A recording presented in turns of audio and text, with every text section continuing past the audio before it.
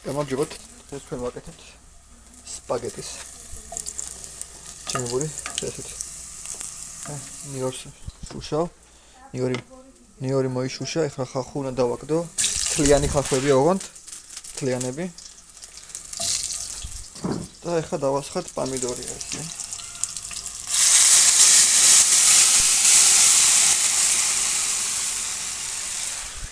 ზეგი ამას რო გავაკეთებთ.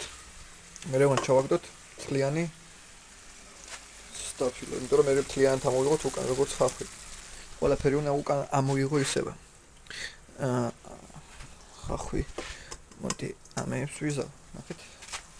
თლიანები უკან ამოვიღო. და ასევე მთლიანი დიდი რეხანი. სასურველია რომ ბაზილიკა იყოს ან მწვანე რეხანი უფრო მეტად, მაგრამ ესეც წავა. და გემომისცეს უბრალოდ და დარჩეს მარტო პომიდორი. წინაზე ჩემით გავაკეთე. წინაზე ჩემით გავაკეთე დედანატირი რა ქვია მაგას. ცომი. მაგრამ ძალიან შრომატებად საქმეა, ამიტომ ახლა პირველად შინჯავ ნაიდი სპაგეტით. არავის ბაბუ ჩემ თავს. მოკლედ ეს არის სიტუაცია რა უნდა ქნა. ცოტათი მოვთუშავ ნიორს, და გემოგავუშვას დედში. მერე დააყრი პომიდორს, გატარებულ პომიდორს.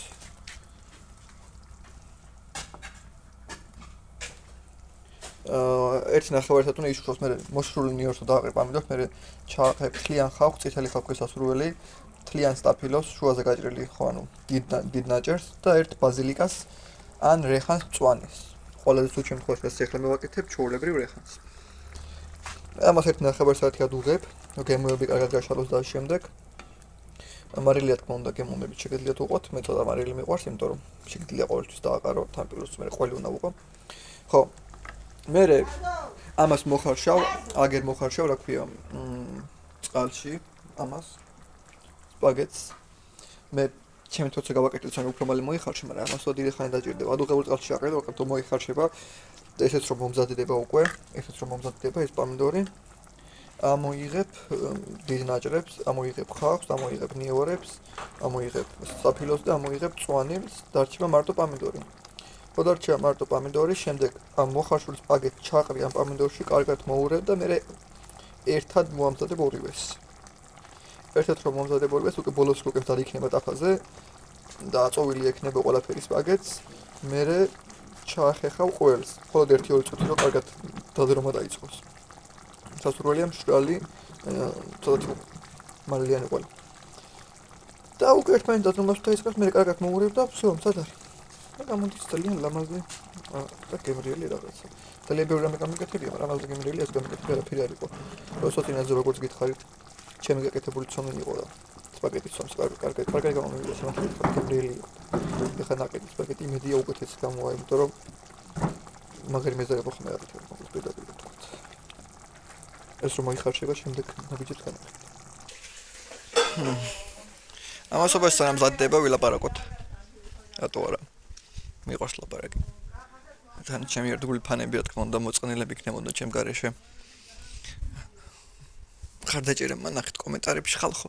გამოიწერეთ ჩემი არხი, რათა უფრო მეტი გავხდეთ და უფრო შესაძლებელი გახდეთ ესეთი ვიდეოები. anyway, სოფელში ვარ ჩამოსული. ნენა უბრუნდები ძველ რიტმს. ვკითხულობ, ვფიქრობ. ცილაბრო წერო, რა თქმა უნდა არ მომწონს. იმიტომ რომ არც ერთი კარგია პირდაპირ ვთქვათ.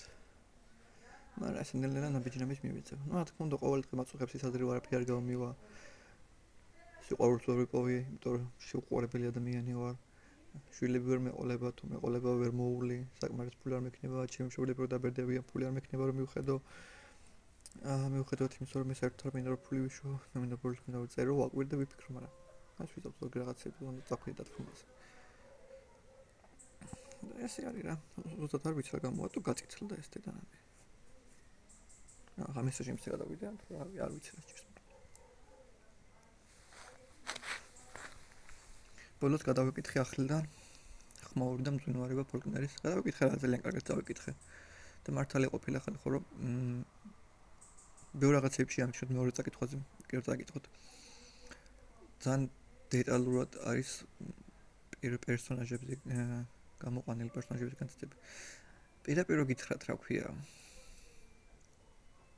ფორკნერი ძალიან კაი მწერალია და როგორც შლის ამბავს და მე როგორც კრავს ერთიანად ამ გაშლილ ამბავს. თქოს რაღაც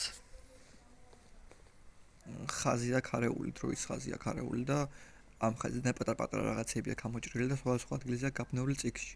და შემთავარ მოვალეობა ის არის, რომ მე წაკითხვის შემდეგ დააკავშირო, ანუ მაგიური რეალიზმის მართლა ის არის, საწყისი არის ეს, იმიტომ რომ როგორ დააკავშირებ თლიანად შენზე დამოკიდებული მაგ დროის ხაზებს, პიროვნების განვითარების წერტილებს აშენე და აშენე. ყველაფერი შენზეა დამოკიდებული. ხო ის ანოტაცია ეწერა წიგნის ბოლოს, რომ რაღაც მომენტში მწერალი ხდები წაკითხვის შემდეგ და ხო რაღაც მომენტში მართლა ეგრეა. გასწავლის როგორ უნდა იკითხო და როგორ უნდა წერო კითხვის დროს და რაღაცნაირი გენიოსი იყო პროგრამა, თავისებურად გენიოსი იყო. არ ვიცი, სიმართლე გითხრათ ეს ემოციურ სიახლოვეს იმდენად ვერ გძნობ, რამდენადაც მარკეს სამუცნობ მაგალითად, იმიტომ რომ ძალიან როგორ თქვა ფოლკნერს ძალიან ნაწყვეტი პერსონაჟი, არ ვიცი, ნაწყვეტი ბევრი ვთქვი, არა, რაღაცნაირი სიტუაცია, არ მარკეს პერსონაჟი პირდაპირ სახეში გირწყავს რა მოდის და გითხრა პოეზია თავით არის მარკეს პერსონაჟები. გეხლება ეგრევე შემოდის შენში და თითქოს მთელი ცხოვრება იქ არიან. აი როგორც მაგალითად ბავშვობაში წავიკითხე მარტობის ასელი, ხო, ჩემს საყვარელი წიგნია, ძალიან ბევრჯერ ვახსენებ ლიტერატურაზე ლაპარაკობს, ალბათ ყოველთვის ვახსენებ მარტობის ასელს, როგორც ჩემი პატარობის დროს წავიკითხე და ღემდე მახსოვს ის სურათები, ის განცდები, ის სუნი რაც იქ ნაწარმოებებთან თანახმად იყო, თითქოს იქ რო იყავი. იმდენად ზაფრი არის, იმდენად რეალურია, იმდენად ნამდვილია. ეგეთი პერსონაჟები არ ყავს ფორკნერს. ფორკნერს უფრო ცივი პერსონაჟები ყავს თითქოს. ანუ თითქოს ძალიან შორიდან უყურებს ფორკნერი ამ ცხოვრებას და ისე აღწერს. მიუხედავად იმისა, რომ შეიძლება პირველი პირით იყოს მოყოლილი, თითქოს შიგნით არ არის ფორკნერი პერსონაჟის ქვეცნობიერში არ არის. ცნობიერშია მარტო. და მარტო ცნობიერის ამბებს ყვება. აქედან გამომდინარე არის ზუსტად ჩემი აზრით, რომ რაღაც ცნობიერის ამბებს ყვება. ფორკნერი პერსონაჟები მაგიტო არიან ძალიან დაშლილები და მაგიტო გიწევს შენაწყობა, იმიტომ რომ როგორც წესი ცნობიერი ძალიან დაშლილია. ცნობიერი რო გამოიჭირო შენ რაღაცაში, რაც გაგაგებინებს უფრო კარგად საკუთარ თავს. ძალისხმევა გჭირდება, ასევე ისეთივე ძალისხმევა გჭირდება, როგორც ფორკნერის კითხვის დროს. და ეგ ძალიან მომწონს. შეიძლება რასტორად მაგ გააზრებული, მაგრამ ამ შემთხვევაში ეგრევე უყურებ, რა თქმა უნდა, შემდეგ დაკითხვაზე თუ კიდე წავიკითხე, სხვანაირად შევხედავ. შეიძლება საერთოდ არ წავიკითხო შემდეგ დაკითხვაზე, მაგრამ მაგალითად მომავალ წელს თუ დავფიქრე, სხვანაირად შევხედავ ამბობს, მაგრამ ცნობიერის ამბავი უფრო მგონია ფორკნერის ნაწარმოები, ვიდრე ქვეცნობიერის. და თუნდაც აი პირველი თავი რო ავიღოთ, სადაც აუტიზმის სინდრომით დაავადებული ადამიანის პერსპექტივით აქვს მოყოლილი. აუტიზმის სინდრომით დაავადებული ადამიანი არის თლიანად ისე გაკეთებული, რომ ქვეცნობიერი და ცნობიერი თითქოს გაერთიანებული აქვს ერთმანეთში მათ. და ეს ცოტა უცნაური და უფრო რთული გასაგებია, იმიტომ რომ უნდა გაშალო და უნდა გამოყვე ერთმანეთისგან, რომ სწორი სურათი აწყო და შემდეგ თითქოს რაღაცები უნდა მიაწეპო. აი თითქოს აი დაშლილი რადიო რო იპოვო და ერთად ანუ რაც არ უნდა აწყო, დანგრეული რადიო, იგივე რადიო ვეღარ გამოვა, მაგრამ იმდენად კარგი ნაწილები აქვს სხვადასხვა, რომ შეგიძლია სხვა ძალიან ბევრი რადიოები აწყო მაგით, ჩაუმატო სხვა ნაწილებში. სხვა დანგრეული რადიოები კიდე სხვა თავები არის და სხვა პერსპექტივები კი იგივე წიგნში. აქედან გამომდინარე თითქოს ამ რა იქვა მორის პირველი სახელი იყო ბენჯამინის ამბავი საჩვევა არის, რომ გაფუჭებული ნაწილებია, მაგრამ გაფუჭებული ნაწილები არა, გაფუჭებული არის მთლიანობაში ერთიანად, მაგრამ საღი ნაწილები აქვს, სწორი ნაწილები აქვს. და აქედან გამომდინარე სხვის ამბები რო აწყო შემდეგ, სხვა ნარატორების ამბები რო აწყო, ბენჯამინის ნაწილები გჭირდება. და ეგ ძალიან საინტერესოა. მაგრამ რაც შეეხება ახლა მარკესი არის უფრო თხრობელი. მარკესი არ ცდილობს რომ ქვეცნობიერში ჩავიდეთ, მარკესი არ ცდილობს რომ ცნობიერი აღწეროს, მარკესი აღწერს ქმედებებს იმ ადამიანებისა, რომლებიც ცხოვრობენ, ცოცხლები არიან და თითქოს სიცოცხლის მეტი არაფერი არ აქვთ. მაგრამ იმდენად განსხვავებულია მათი აღქმა სიცოცხლესი, რომ შეუძლებელი არ მოგნუცხოს. ამდენი მაგ დაგეთქვი მარტო საერთოდ ყველა ჯერზე სხვა პერსონაჟის პერსპექტივით ვკითხულობ, ყველა ჯერზე სხვა ამბავია. მარკესი არის ამბის მწერალი, ხო? ამბავს წერს. ძალიან საოცრად. არ ვიცი, ხა მარკესის პერსონაჟი ლაპარაკია, просто ფოლკლორზე რაც თქვი. მაგას ფიქრობ, მარკესი რო თქვი შეგიძლია დაივიწყოთ, იმიტომ რომ უცბად არ ვიცი რა ხდება. ახლა რა გამოვა სპაგეტი მაგის ბოლოს სულად წავტვირთავ ამ ვიდეოს ატვირთვიროს template-ად. და არჩენი იყოს, მოკლედ კიდევ ერთხელ ვთქვათ, როგორ უნდა გაკეთდეს სპაგეტი. თლიანი ნიორი, თლიანი ხახვი, შუაზე გაჭრილი ხახვი შეგიძლიათ, წითელი უკეთესია, შუაზე გაჭრილი სტაფილო და რეჰანი. შემდეგ ნიორს მotушავთ, ყავისფერი რო გახდება, უკვე გემოს რო გამოუშვებს ზეთში. შემდეგ დაასხავთ პომიდორს. შეგიძლიათ გემონებისთვის ასევე ხახვიც მotушოთ ნიორთან ერთად, ოღონდ ნიორივე ერთ წუთი რო არის დაყრილი, მერე და შეგიძლიათ ხახვი დაყარო. ხო და ყველაფერს რო ჩაყენებ, მთლიანებს შეგნით 1.5 საათი ადუღებ, რომ კარგად გამოვიდეს ის სისველი რაც აქვს პომიდორსა და დარჩეს რაღაც ბლანტი მასა. ოღონდ გატარებული პომიდორი აუცილებელია ჩემს გატარება, რომ ის სინაზე მიიღო.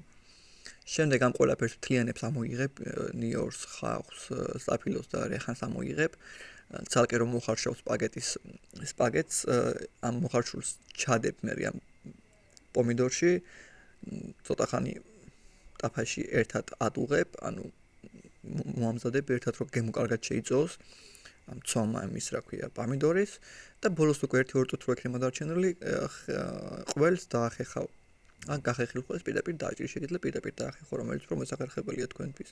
და უკვე ეს ყველი რომ ზელვას დაიწყებს, ანუ თან ყველს რო დაახეხა, უნდა ურიო, რომ ყველა კარგად აირიოს თლიან მასა. და უკვე ეს ყველი რო წელვას დაიწყებს, სად არის შენი სპაგეტი? ბლა. რაც შეეხება მთლიანად სახში მომზადებული ცომს, ცოტა ის არის, რა ქვია.